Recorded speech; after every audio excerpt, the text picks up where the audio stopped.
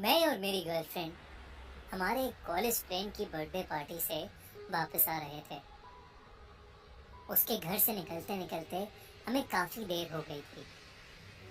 उसका farm house जहाँ पर पार्टी हो रही थी उस शहर के बाहरी इलाके में था, जो अक्सर सुनसान रहता था। उस रात भी वो हाईवे वैसा ही सुनसान था। हमारे अलावा कोई भी गाड़ी उस रास्ते पर नहीं थी। मैं कार चला रहा था और मेरी गर्लफ्रेंड सिनोया मेरे बगल में बैठी थी। उस रात की खामोशी से डर न लगे, इसलिए मैंने गाड़ी में गाने चला रखे थे। पर फिर भी मुझे बहुत जोरों से नींद आ रही थी। बार बार मेरी आंखें झपक रही थी और मुझसे कार नहीं चलाई जा रही थी। सिनोया ने किसी तरह मुझे जगा के रखा था। वो बार बार मुझसे कुछ न कुछ बातें कर रही थी, लेकिन मेरा ध्यान उस रोड के अंधेरे पर ही था। अचानक मुझे झपकी सी आई और जैसे ही मैंने आंखें खोली मैंने देखा कि मेरी गाड़ी के सामने एक लड़की आ गई है। मुझे होश आता उससे पहले मैं उसे कुचल चुका था। मैंने जब गाड़ी रोकी तो वो जमीन से खरचते खरचते एक साइड पर रुक गई। जब मेरी नजर रोड पर गई तब मैंने देखा कि एक लड़की की आधी कटी हुई बॉडी वहां पर पड़ी है।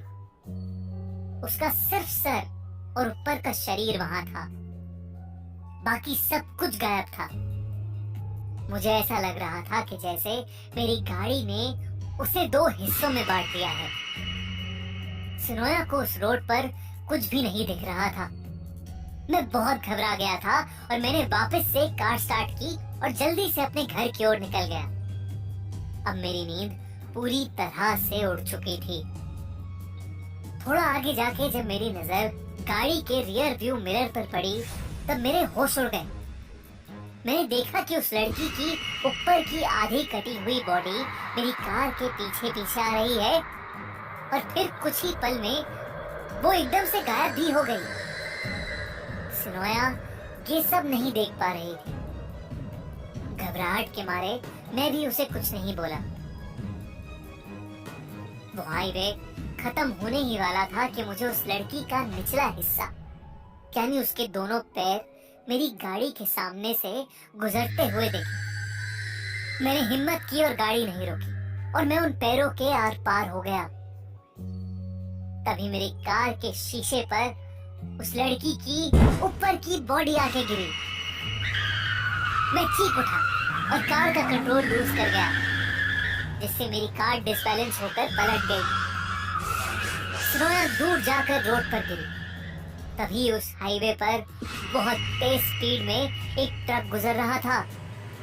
इससे पहले कि मैं उसे बचा पाता, वो ट्रक उसे दो हिस्सों में कुचल के चला गया। मैं बहुत जोर से चीखा, सिनोया, सिनोया! और चीखते चीखते बेहोश हो गया। 2 दिन बाद हॉस्पिटल में मेरी आंख खुली और मुझे डॉक्टर्स ने बताया कि वो सिनोया को बचा नहीं पाए। जब मैंने अपने दोस्त को एक पूरा किस्सा बताया तो उसने मुझे टेके टेके की खौफनाक कहानी सुनाई। उस दिन से हर रात मुझे एक सपना आता है जहां मुझे ऐसा लगता है कि कोई मेरे पीछे रेंगते हुए आ रहा है और मुझसे आके पूछ रहा है कि उसके पैर कहाँ हैं।